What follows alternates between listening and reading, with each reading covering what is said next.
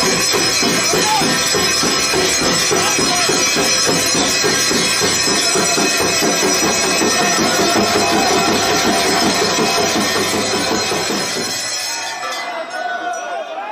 Friends, स्वागत है आपका आज के वीडियो में। आज के वीडियो में हम 12 ज्योतिर्लिंगों के दर्शन करेंगे।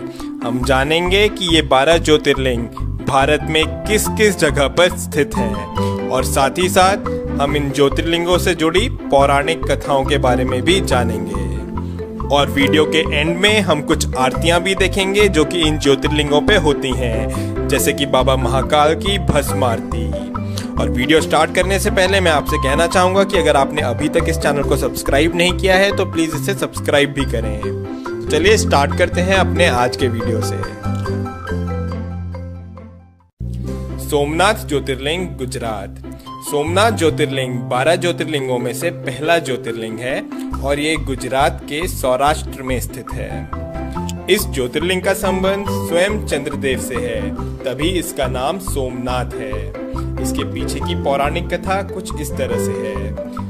चंद्रदेव की शादी दक्ष की 27 बेटियों के साथ हुई थी। इन 27 रानियों में से चंद्रदेव रोहिणी नामक रानी का ज्यादा ध्यान रखते थे और बाकी रानियों पे ध्यान नहीं देते थे। इस पर क्रोधित होकर के दक्ष ने चंद्रदेव को श्राप दिया कि चंद्रदेव की रोशनी का तेज कम होता जाएगा। इस श्राप से बचने के लिए चंद्रदेव ने भगवान शिव की आराधना करी और इस पर प्रसन्न होकर के भगवान शिव ने चंद्रदेव को इस श्राप से मुक्त किया। पौराणिक कथाओं के अनुसार माना जाता है कि चंद्रदेव ने ये मंदिर सोने का बनवाया था।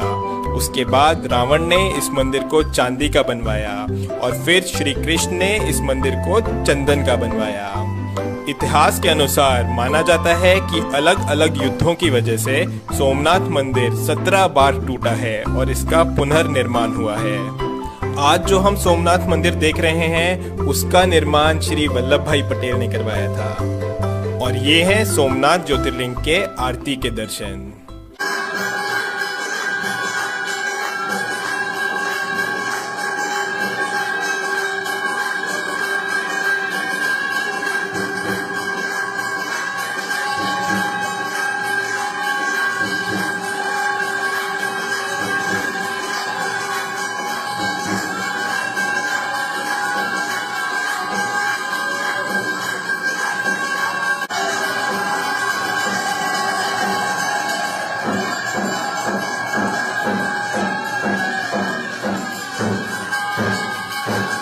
मल्लिकार्जुन ज्योतिर्लिंग, श्रीसेलम। मल्लिकार्जुन ज्योतिर्लिंग आंध्र प्रदेश में श्रीसेलम नाम की जगह में कृष्णा नदी के तट पर स्थित है। इसकी पौराणिक कथा कुछ इस तरह है। जब भगवान गणेश और भगवान कार्तिकेय की शादी की बात चल रही थी तब प्रश्न ये उठा कि किसकी शादी पहले होगी। इसका निर्णय करने के लिए भगवान शिव ने दोनों को विश्व का चक्कर लगा करके आने को कहा। इस पर भगवान कार्तिकेय अपना वाहन लेकर के निकल गए, लेकिन गणेश जी ने चतुराई दिखाई और भगवान शिव और पार्वती के ही 7 चक्कर लगा लिए। जब भगवान कार्तिकेय वापस लौटे तो उन्हें लगा कि उनके साथ छल हुआ है और वो रूठ करके कैलाश छोड़ करके क्रौंजा पर्वत पर जाकर रहने लगे। माता पार्वती के कई बार समझाने पर भी उन्होंने अपना हट नहीं छोड़ा और वो कैलाश वापस नहीं आए। तब भगवान शिव और माता पार्वती स्वयं ही कैलाश छोड़ करके श्रीसेलम में आकर के रहने लगे और इस तरह से ये प्रसिद्ध हुआ मल्लिकार्जुन ज्योतिर्लिंग के नाम से। महाकालेश्वर ज्योतिर्लिंग, उज्जैन। महाकालेश्वर ज्योतिर्लिंग उज्जैन में शिप्रा नदी के तट पर स्थित है। माना जाता है कि महाकालेश्वर ज्योतिर्लिंग स्वयंभू है, यानी कि वो खुद से यहाँ उत्पन्न हुआ है। महाकाल ज्योतिर्लिंग की विशेषता ये है कि ये एकमात्र दक्षिण मुखी ज्योतिर्लिंग है। यहाँ पर हर रोज सुबह 4 बजे भस्म आरती होती है जो कि पूरे विश्व में प्रसिद्ध है। उज्जैन के लोग महाकाल को इस नगरी का राजा मानते हैं। और ये है महाकाल बाबा की आरती के दर्शन।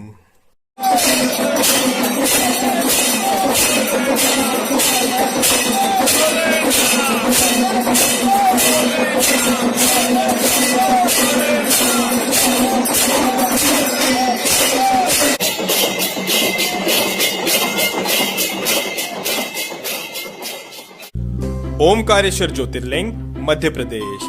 मध्य प्रदेश में महाकाल बाबा के अलावा ओमकारेश्वर ज्योतिर्लिंग भी है। ये ज्योतिर्लिंग इंदौर के पास खांडवा डिस्ट्रिक्ट में नर्मदा नदी के तट पर स्थित है। ये ज्योतिर्लिंग जिस पहाड़ पर है वो पहाड़ नर्मदा नदी के बीच एक द्वीप है। इस पहाड़ के चारों ओर नर्मदा नदी बहती है और इस वजह से ये पहाड़ ओम के आकार में है और तभी इस ज्योतिर्लिंग को ओमकारेश्वर के नाम से जाना जाता है।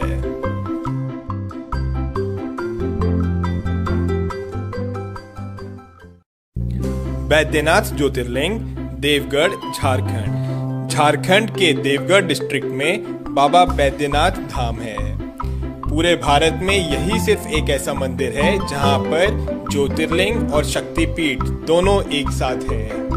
बाबा बैद्यनाथ को लेकर के कई सारी पौराणिक कथाएं हैं और उनमें एक कथा ये भी है कि यही वो जगह है जहां पर रावण ने भगवान शिव को प्रसन्न करने के लिए अपने 10 सिरों का बलिदान दिया था। भगवान शंकर ने प्रसन्न होकर के रावण को दर्शन दिए और रावण का इलाज किया। तभी इस धाम को बैद्यनाथ के नाम से जाना जाता है क्योंकि भगवान शंकर ने वैद्य की तरह रावण को ठीक किया। भीमाशंकर ज्योतिर्लिंग महाराष्ट्र। भीमाशंकर ज्योतिर्लिंग महाराष्ट्र में पुणे के पास सह्याद्री हिल्स पर है। यहाँ से भीमा नदी उत्पन्न होती है। इसकी पौराणिक कथा कुछ इस तरह से है। त्रिपुरासुर नामक राक्षस इस जगह पर काफी उत्पात मचा रहा था। उसको खत्म करने के लिए भगवान शिव खुद यहाँ पर आए और उससे युद्ध किया और उसको खत्म किया। युद्ध के बाद भगवान शिव काफी थक गए थे और यहाँ पर बैठ करके उन्होंने आराम किया और माना जाता है कि भीमा नदी उनके पसीने से निकलने वाले जल से उत्पन्न हुई। इसके बाद वहाँ के लोगों ने भगवान शिव से प्रार्थना करी कि वो यहीं पर ही बस जाएं, तो भगवान शिव प्रसन्न होकर के यहाँ पर हमेशा के लिए भीमाशंकर ज्योतिर्लिंग के रूप में स्थापित हो गए। रामेश्वर ज्योतिर्लिंग तमिलनाडु। रामेश्वर ज्योतिर्लिंग तमिलनाडु में रामनाथ नाम की जगह पर है। ये 12 ज्योतिर्लिंगों में से एक ज्योतिर्लिंग तो है ही, साथ ही साथ ये हिंदू धर्म के अनुसार 4 धामों में से एक धाम भी है। रामेश्वर ज्योतिर्लिंग की स्थापना स्वयं श्री राम ने करी थी। लंका तक जाने के लिए समुद्र पार करने से पहले श्री राम ने स्वयं इस शिवलिंग की स्थापना करी थी, तभी इसको रामेश्वर नाम से जाना जाता है।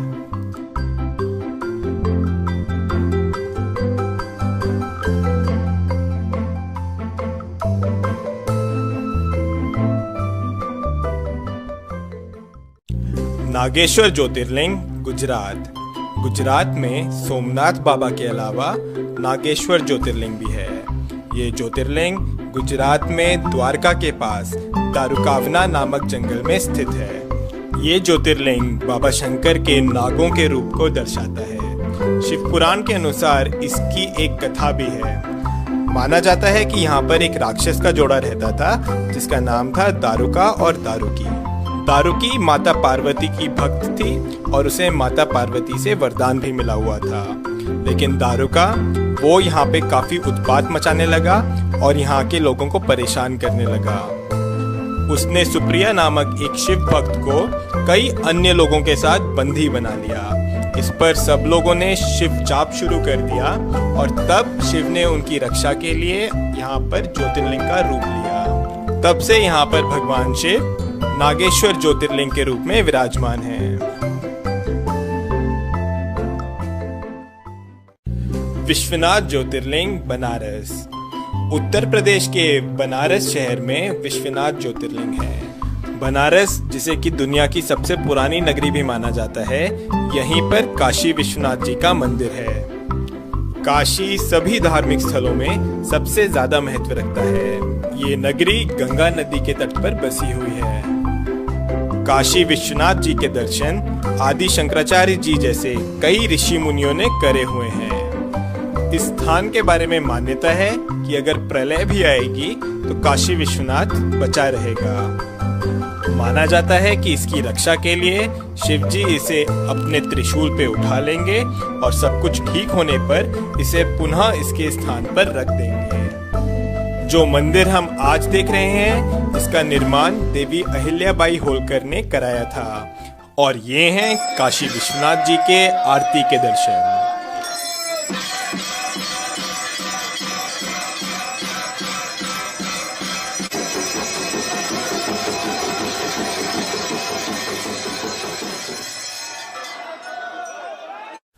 त्र्यंबकेश्वर ज्योतिर्लिंग नासिक।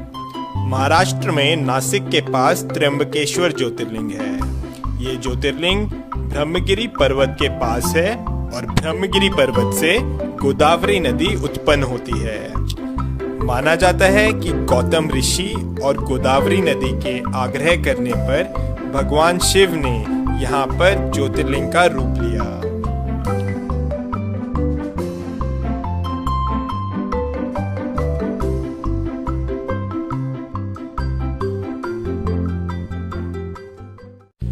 केदारनाथ ज्योतिर्लिंग उत्तराखंड। उत्तराखंड में रुद्रप्रयाग जिले में केदारनाथ ज्योतिर्लिंग है। गौरीकुंड से आगे जाकर के मंदाकिनी नदी के तट पर बाबा केदारनाथ विराजमान है। इस मंदिर का निर्माण पांडवों ने करवाया था। महाभारत के युद्ध के पश्चात पांडव अपने भाइयों की हत्या के पाप से मुक्त होना चाहते थे, इसलिए वो भगवान शंकर के दर्शन चाहते थे। पर भगवान शिव उनसे रुष्ट थे, इसलिए उन्हें दर्शन नहीं देना चाह रहे थे और इसलिए भगवान शिव बैल का रूप धारण करके केदारनाथ पहुंच गए। लेकिन पांडव उनका पीछा करते करते केदारनाथ भी आ गए। तब भगवान शिव धरती में समाने लगे, लेकिन भीम ने बैल की पीठ पकड़ ली थी। तभी यहाँ पर केदारनाथ शिवलिंग बैल के पीठ के रूप में है। भगवान शिव ने पांडवों को दर्शन दिए और उन्हें पाप से मुक्त किया। पांडवों ने यहाँ पर फिर केदारनाथ मंदिर का निर्माण करवाया। ये मंदिर काफी पुराना है और माना जाता है कि करीब 400 साल तक ये मंदिर बर्फ के अंदर दबा हुआ था। कृष्णेश्वर ज्योतिर्लिंग महाराष्ट्र। महाराष्ट्र में औरंगाबाद के पास एलोरा केव्स हैं और इन्हीं एलोरा केव्स के पास में है कृष्णेश्वर ज्योतिर्लिंग। इस ज्योतिर्लिंग की मान्यता ये है कि यहाँ पर घुष्मा नाम की एक शिव भक्त थी। उसके पुत्र को उसकी ही बहन ने छल से मारा था।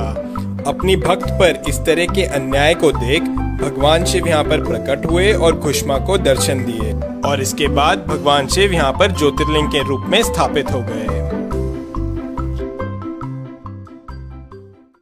तो ये हैं हमारे 12 ज्योतिर्लिंग।